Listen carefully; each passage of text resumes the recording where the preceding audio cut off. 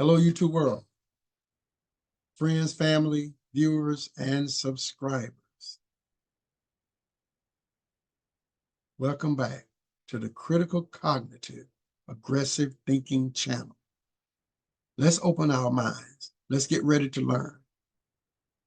Because tonight, February 25th, 2024, this is going to be a good one. And I hope everybody is open-minded about this video because it is sensitive. Because I work in healthcare and mental health care. So I have a touch of both fields, and I just want people to understand something. HIV is serious. And although there are some statistics that shows that the infections rate has dropped about 12% maybe to 15 over the years, the numbers are still out there where people are contracting this disease. And a lot of it is because of men and women not being honest about their situation. So without further ado, I want to let you know that I'm Robbie Williams, your host. So let's get into this. The topic of this video is how America is bringing the fight to HIV and AIDS. Now, what is HIV? What do that stand for? That's an acronym. So what do it stand for? The Human Immunodeficiency Virus. And this has been one of the major topics in the medical industry. How do we find the right drugs? How do we continue the testing? How do we get better? How do we get better to deal with HIV and AIDS? Medical science does not have an answer when it comes down to the cure for this virus. There's not a cure. So, I mean, people stop playing all over online about these other folks that out there in other countries that has this cure for this, cure for that. Please, if you care about people and you have some idea how to cure this stuff, come on over. And let all you brainiacs out there put your heads together and let's stop the senseless dying if we have a cure. But as of today, from my research and what I know, there's no cure. Although researchers think that they're getting closer, and the reason why they have a little hope that they're getting closer is because they're doing research on stem cell and seeing how that will work and what they can learn from that and how stem cell can be a possible apparatus towards the cure for HIV. And for more update on that, I have the link down below so you'll be able to go and do some research yourself. But as of today, what they are using is what they call ART. That's an acronym, A-R-T. And that is the antiretroviral therapy. That is the therapy that is being used now for HIV. That is the only treatment right now for HIV. And that treatment suppresses the viral load to the point where when they test for the virus, it goes undetected. It doesn't show. It doesn't come positive. That's one of the reasons why they would tell someone if they suspect that they have slept with someone who has possibly been diagnosed with HIV, give it about 3 to 4 weeks before you go get tested. to give it time to surface in your system. Because if you go 2 or 3 days after you had sex with that person, it will not show. Even if you find out a couple of days later, somebody goes, did you know that that person have AIDS? You'd be like, no, no. And then you go and run to try to get tested. No, it's not going to show in 3 days. Give it, they're going to tell you it takes a few weeks for it to show. So know that. Know that is something that takes time. But it is a combination of drugs, and that's what they call the antiretroviral treatment.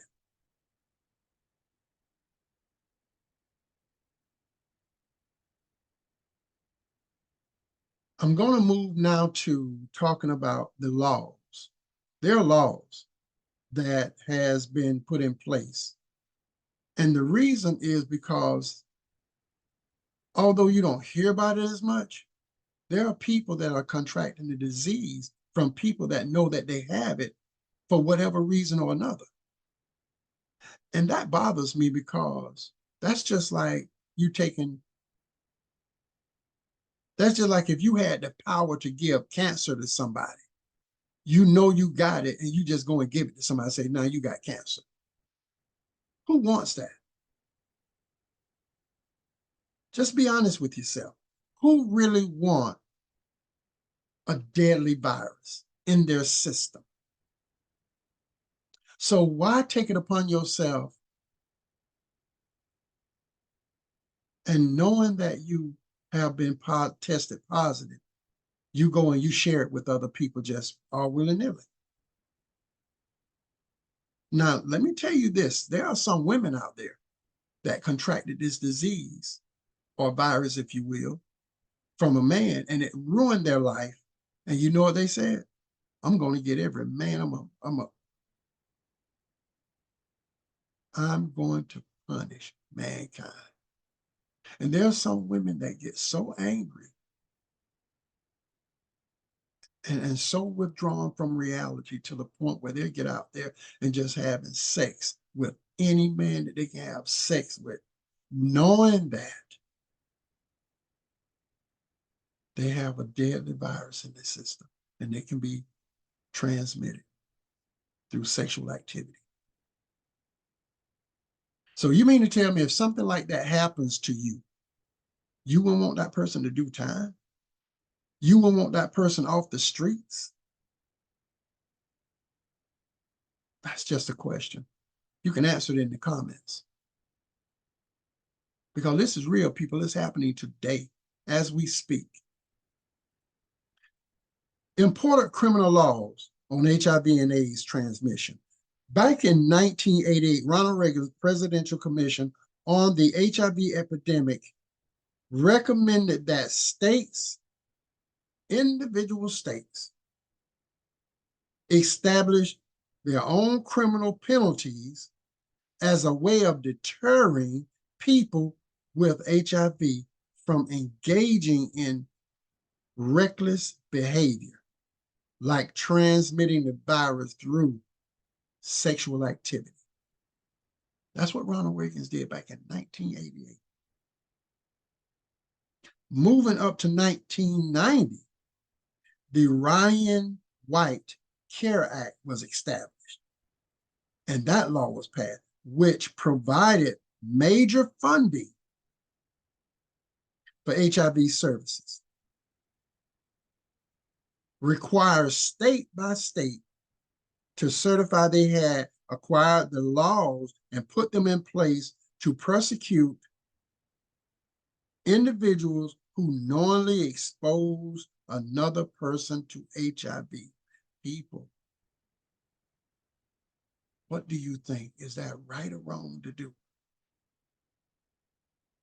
Oh, I put myself out there. Yeah. If a person give it to me knowing that they have it, yeah. I'll be the first one in court to prosecute.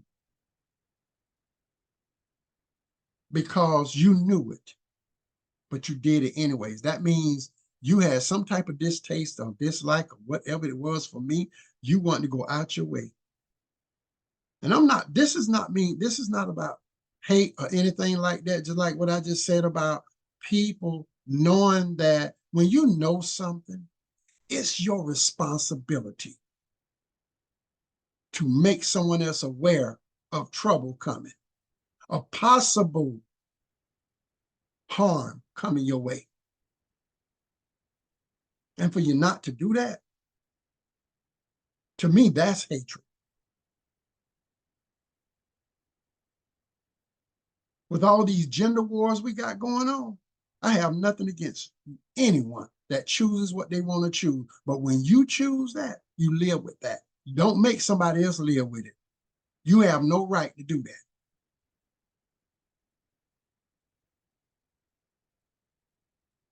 So if you're a bisexual man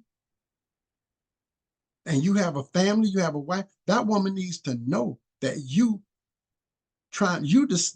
making a decision to go out there and sleep with men. And she have a right to decide whether or not she want to stay in that marriage. Y'all may not like that, but I'm just being real about it. There are a lot of straight women right now are being punished. When I say punished, I'm talking about they have contracted the disease of HIV due to their boyfriend or their husband out there playing bisexual man. And they did not know it. And it's unfair. People, it's unfair. And I hate to use that. It's unfair, but it is unfair. It's not right. I don't care what you decide to do with your body, and you go out there and you do it, but you don't have to drag people down with you, because that's what you're doing when you decide to whether you want to be a transgender woman, whether you want to be a bisexual man, whether you want to be out there a straight male that want to just have multiple women, or a woman that want to have multiple men, the die out loose, woman die out loose situation. If that's what you choose and you end up contracting AIDS, don't you bring people down with you. That's my point. No matter who you are, it's not right. And if those of you that get mad with me saying that I'm wrong, go get your statistics showing that I'm wrong. Show me. Make a video, send it to me. And if I'm wrong, I own it. I say, okay, I'm wrong. Moving on now. According to the CDC, 13 states, in 13 states, laws require people with HIV who are aware of their status to disclose their status to sexual partners. Let me start over and read that again so people would get this. According to the CDC, in 13 states, there are laws that has been required. People with HIV who are aware of their transmission, they having it, their status, their positive status of HIV, to disclose, which means to tell, to be honest about their status to their sexual partners. And 4 states require disclosure to people that share needles. And if one of you have been tested positive for HIV, you're supposed to tell your needle sharing friends.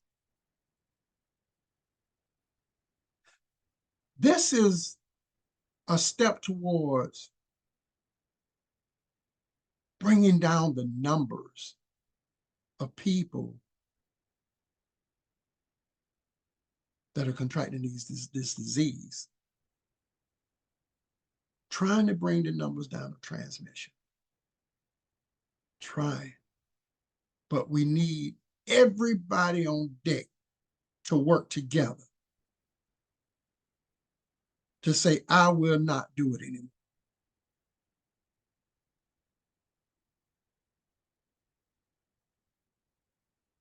Let's talk about the states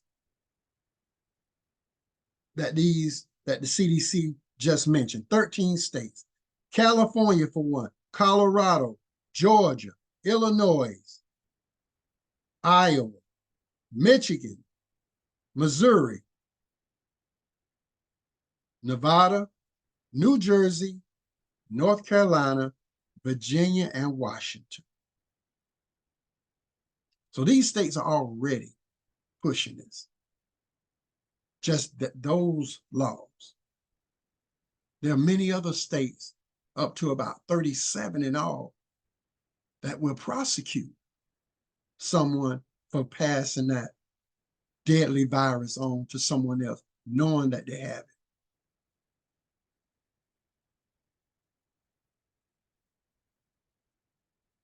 At year end of 2021, an estimated 1.2 million people in the United States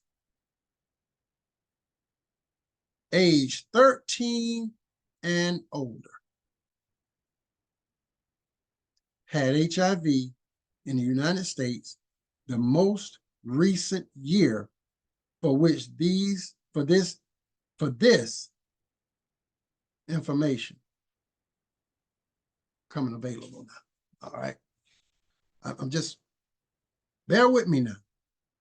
I want to repeat this because I don't want people to miss that number I just gave. At the end of the year of 2021, not long ago, an estimated 1.2 million people in the United States, ranging from the age 13 people, 13-year-old girls are not just going out there looking for a grown man with AIDS, okay? Let's just make this clear. See, while we out here lollygagging, having fun, everybody saying, well, you worry about me, it's none of my business. Okay. People, the chicken coming home to roost. There's a lot of issues out here in the school system where these teachers can't keep their hands off these children, in the churches where some of these choir directors and pastors can't keep their hands off these children. And this is just chicken coming home to roost. Now, we can look at it any kind of way we want, but we have a problem. Houston, we have a problem. From the age 13, it says, and older, HIV in the U.S.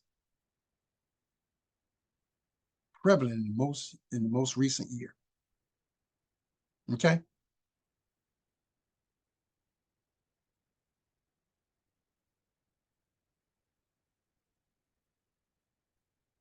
They put this information out. And I'm going to continue to push this information to my viewers and subscribers because you know what? We need to be careful, okay? Grown people, we need to be careful. We're hurting our children. They need to learn how to play. They need to learn how to enjoy. They need to learn how to enjoy, hey, I ain't got to work. I can go outside and play all day. They need to do that. That's what being children is all about. Let them enjoy life being a child. Let's not turn them into grown people so fast. Leave them alone. Side note, moving on. The maximum sentence length for violating an HIV specific statute is also a matter of state law. Some states have a maximum sentence length up to life in prison, while others have a maximum sentence length up to 10 years. Some 10, some life, 10 to life. That's where they get that from. However, only 10 states have laws that account for HIV prevention measures, such as condom use, antiretroviral therapy,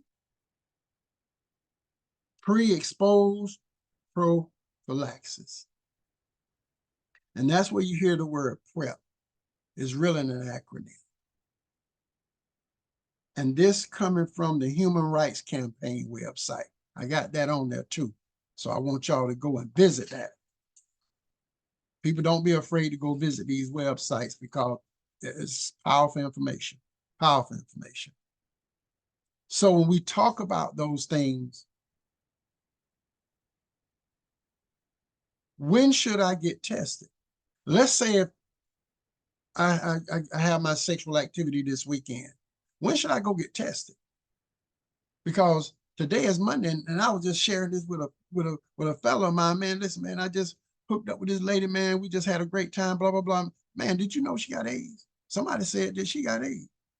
Now my anxiety's hit. And I'm like, oh my goodness. Well, what I need to do.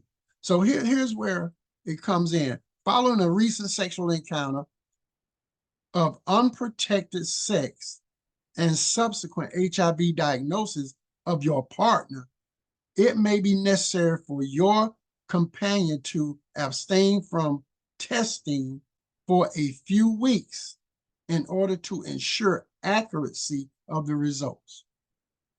So let's say your partner knows it, but you didn't know it. You just find out from another guy that heard it through the grapevine, maybe. You still got to give it a couple of weeks. Because just like I said before, earlier, to ensure accuracy, you just can't go 1 or 2 days or 3 days of the situation or the incident, and then you're going to get tested. It's not going to happen. So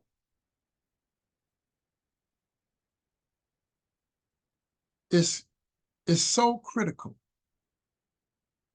to be safe. You know, I'm not saying run around in fear and you can't have fun. That's not what I'm saying. That's not what I'm saying at all.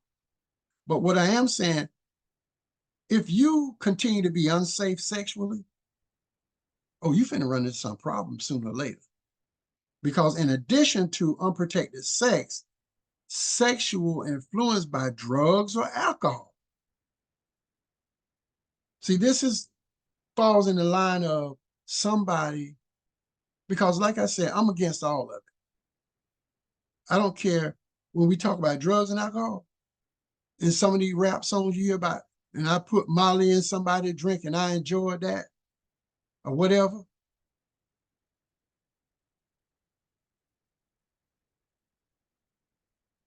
If you mess around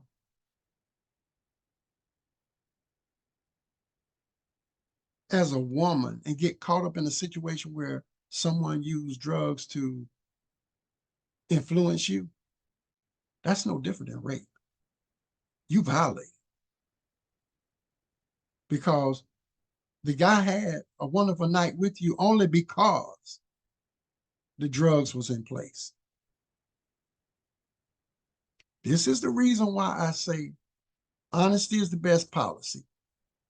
If you're HIV positive, be honest.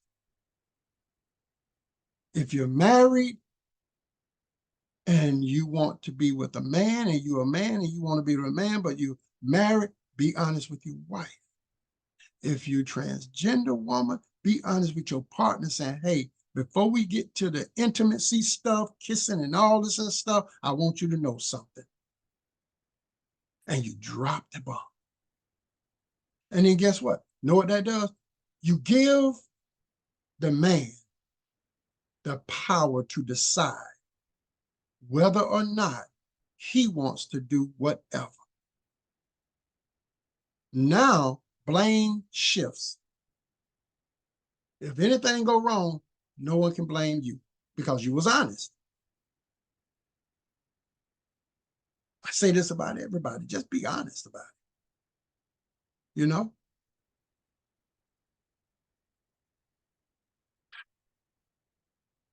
We talked about by drugs or alcohol and trading sex for money or sex for drugs or sex for gift cards or sex for whatever. Doesn't matter.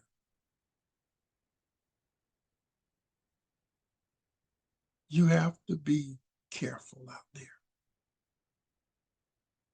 You have to be careful out there. This is not saying that people have to walk a chalk line.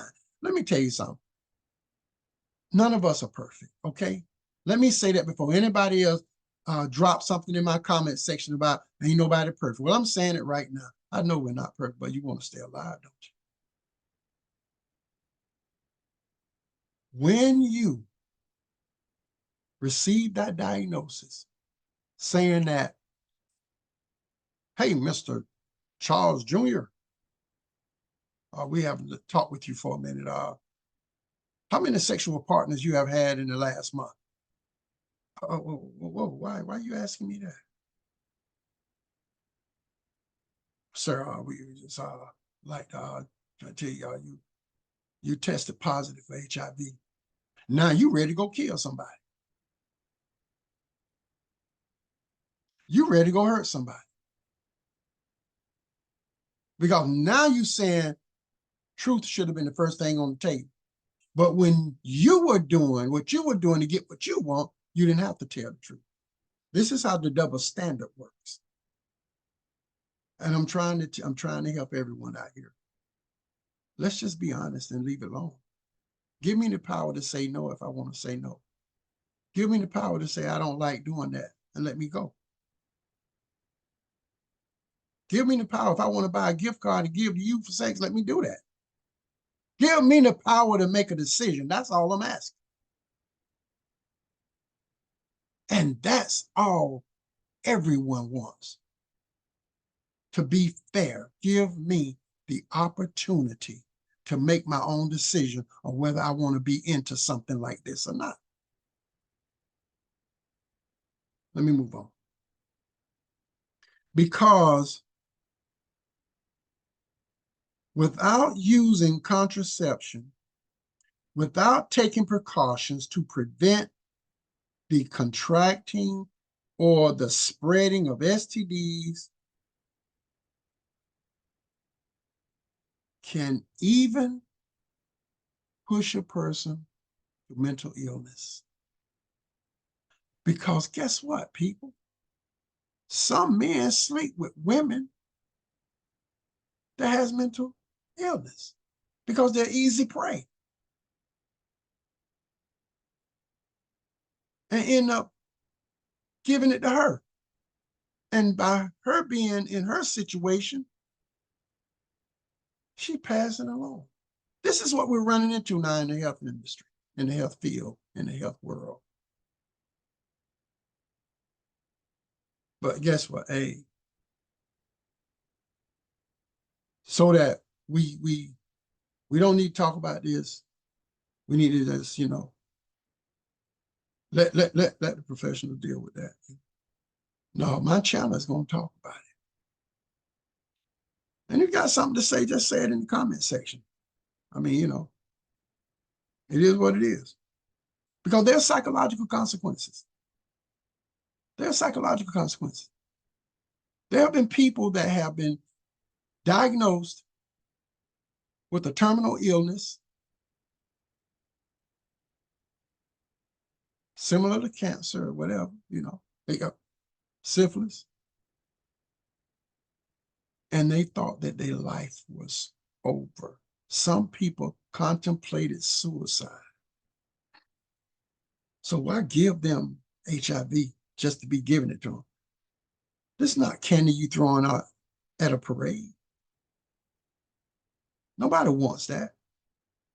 Moving on. Psychological consequences, the negative psychological consequences that arise from hazardous sexual relationships after being exposed to HIV include thoughts of harming yourself or harming others, suicidal thoughts. For one, harming yourself, harming others. I'm going to do what they did to me. I'm going to do it to other people. And go out there and just start spreading it. Or that person get a gun and go back and kill that person. These things happen.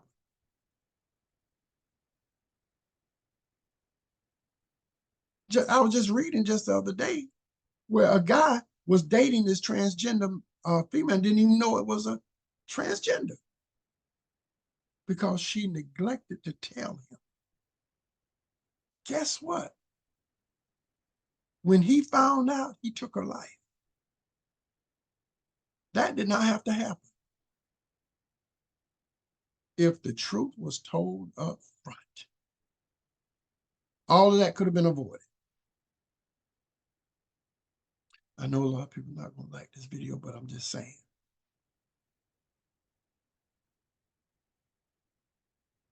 And or even thoughts of hurting other people, situational, and social guilt, which can lead to depression, anxiety, or both. And like I said before, some people may even desire to seek revenge against the perpetrator. My bad. Talking about the person, whether it's a male or female, that gave it to them. This is what's happening in our society, people.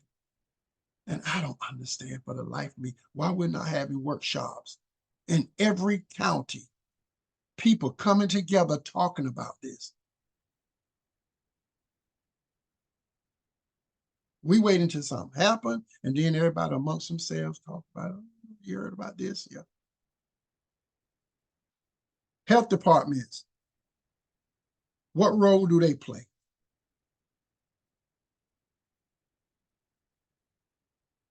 There's something that's called partner services. You get that through the health department. They have all types of services for people that, run into these situations with STDs and all. So the health department will assign a staff member to tell you your current and former partners. They will talk to the people that you slept with, basically, that they may have been exposed to HIV from you. They may have been exposed by you, HIV. That's what health department does. That's why they ask you, who all can you give us a list of people that you slept with within the last blah, blah, blah. The health department will provide their partners with testing, counseling, and referrals for other services. The partner service program are available through the health department and some medical offices and clinics. Your healthcare provider, social worker, case manager, patient navigator, or HIV testing center can help you find a partner service program. So this is to help educate people after they have contracted the virus.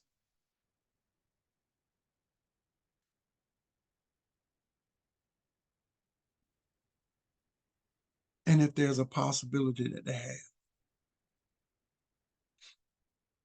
The clinic and other testing locations will notify your state health department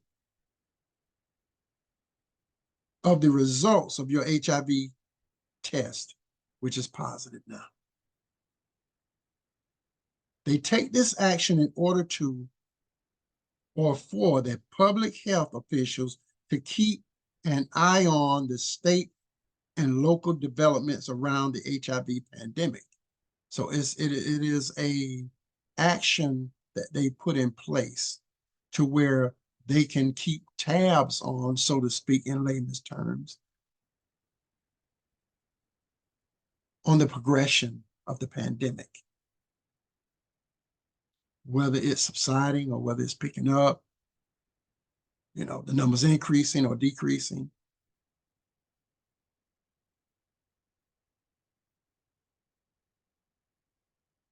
They should always be aware of these numbers because this is about communities.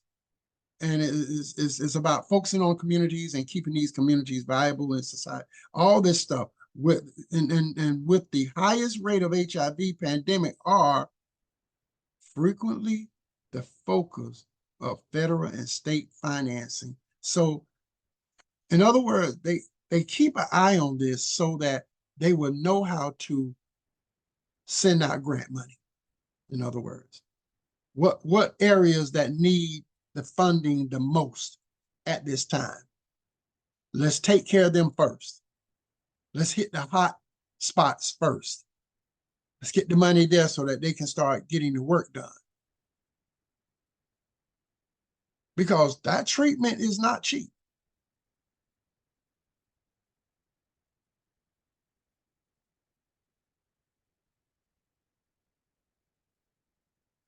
I want to go and touch on some statistics. I started not to, but I felt like I would not be doing my due diligence if I didn't. The HIV occurrences. Let's talk about bisexual men. They call that acronym, they call it MSM. And they talk about it this way. They said bisexual men are accounted for 70% of the 32,100 estimated new infections in 2021. See, I'm not even talking about 2023 or 2024 right now, because we just started 2024. But I'm not even talking about 2023. I'm talking about 2021. 70%, they said it was a total of an increase of 32,100 people with the AIDS virus testing positive. Okay. So of that 32,100, 22,400 were bisexual men, 70%. So when women say, where are all our good men going? Okay, there's one answer for you. 70% of those men prefer men over women. That's what we're looking at. 70% of the 32,000 people that contracted AIDS in 2021 were men that preferred men over women. Moving on. It not only says that, it says estimated new HIV infections in 2021, and the 86% of the estimated infections among all males. All males.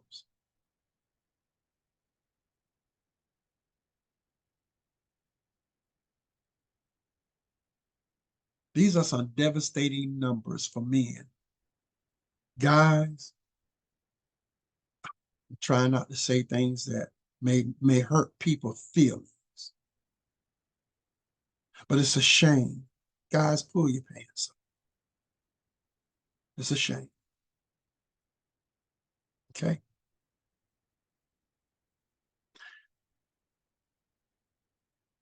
In 2021, as compared to 2017, the annual number of HIV infections among men decreased 13% overall. Now, this is an overall number. This is not just focusing on that group I just talked about, the 32,000. This is an overall. So some of the actions that are being taken to help decrease the numbers of HIV in America is working. It's working. But the numbers are low. But it's working. People who acquire HIV through heterosexual contact, that's male and female contact, female and male contact, they accounted for 22%, which is 7,100 of the 32,100 estimated new HIV infections in 2021. Men reporting heterosexual contact counted for 6%, or 2,000. Men that slept with women who gave them HIV count for about 2,000. Here's some numbers that are going to blow your mind now. as an estimate of the new HIV infection, while women reported heterosexual contact accounted for 16%, 5,100 of the estimated new HIV infections. Women contracting it from men who may have contracted from a woman or another man or what have you. But basically, we're talking about heterosexuals right now. So these are people that are straight, so to speak, passing among each other. Think about it, people. This is no joke. People who inject drugs into their system, intravenous, according to the CDC, it was accounted for 8% of those people, which is 2,500 of the 32,100 estimated new infections. Now by age group, people ages 13 to 34, 13 people to 34. I have a problem with that 13. I'm always have a problem with 13, 14, 15, 16, 17, 18. I'm gonna have a problem with those numbers. Because somebody is taking advantage of these children and nobody is like, lock them up. Don't let them back out. I'm just being real. Never mind. Accounted for 58%. That's 18,700 of estimated of the 32,100 new HIV infections, messing with children from the ages 13 to 18 and adults from 19 to 34. But it's the children that I worry more about. That's just who I am.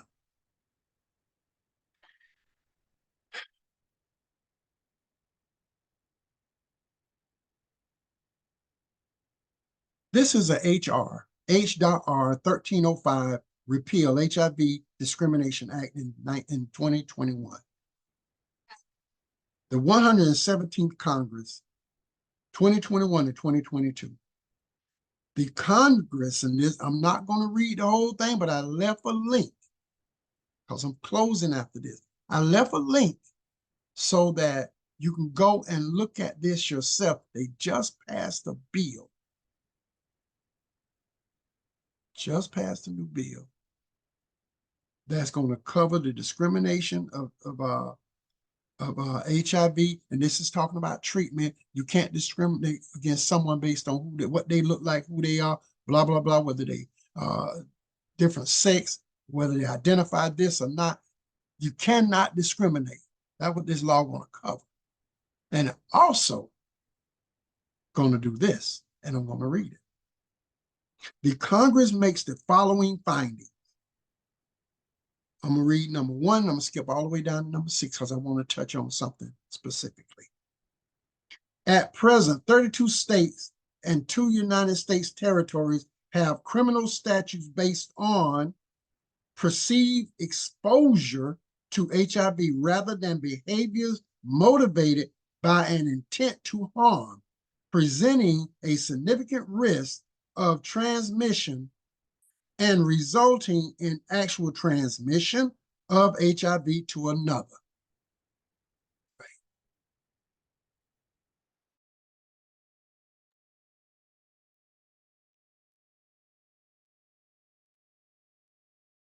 And it may have cut off on me, but I hope. So hopefully we didn't miss much, but I think it cut off on me and we back in.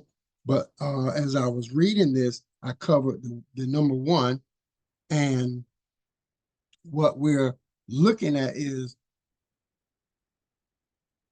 even states have specific laws that make spitting or biting a felony, even though it is not possible to transmit HIV via saliva.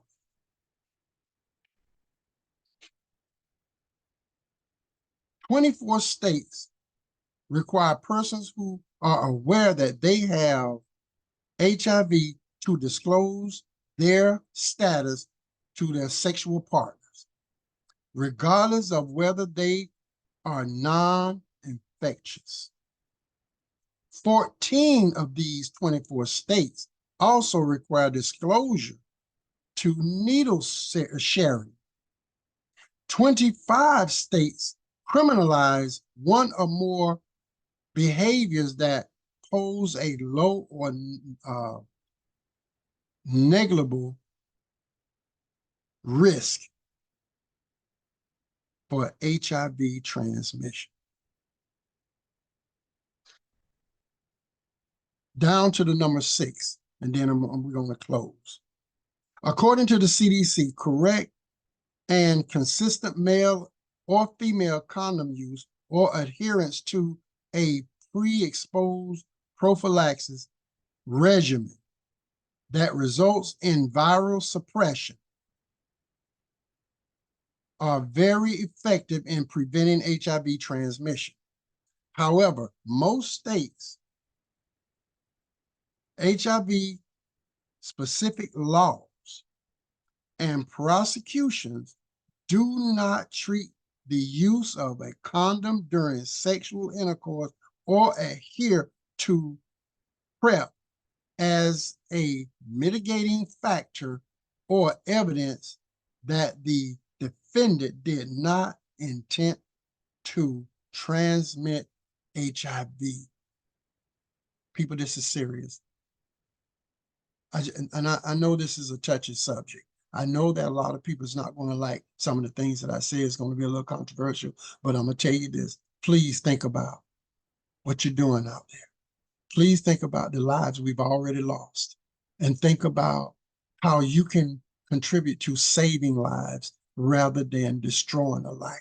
When you have been tested positive for HIV, when you are practicing something that someone else doesn't agree with, and you know that person doesn't agree with it, and you still force that on that person into their life, it is wrong. It is wrong. I don't care how you look at it. I don't care how you justify it. It is wrong. Think about yourself. Think about others. Think about our children. All of the links, I'm going to add it to this video, and it's going to be in the part of the section where it's in the descriptions. And I want people to go to those links, check it out. I don't have to lie. Check it out. I'm just bringing it to you, as I always do. This is the Critical Cognitive Aggressive Thinking channel. Please subscribe. Please like and share my video. But more importantly, even if you don't subscribe, think about this material. Think about the content. Think about what I'm saying. And let's try to be more conscious of what other people is going through, how they feel, what this can do to them if they find out that I'm not who I say I am. What could it do to their life if they find out that I've given them a virus that is going to stay with them for life? Because no need talking about a cure, because cure ain't here yet. So let's talk about prevention and intervention. My name is Robbie Williams, your host of the Critical Cognitive Aggressive Thinking channel. And I am out of here. God bless. Y'all have a wonderful night.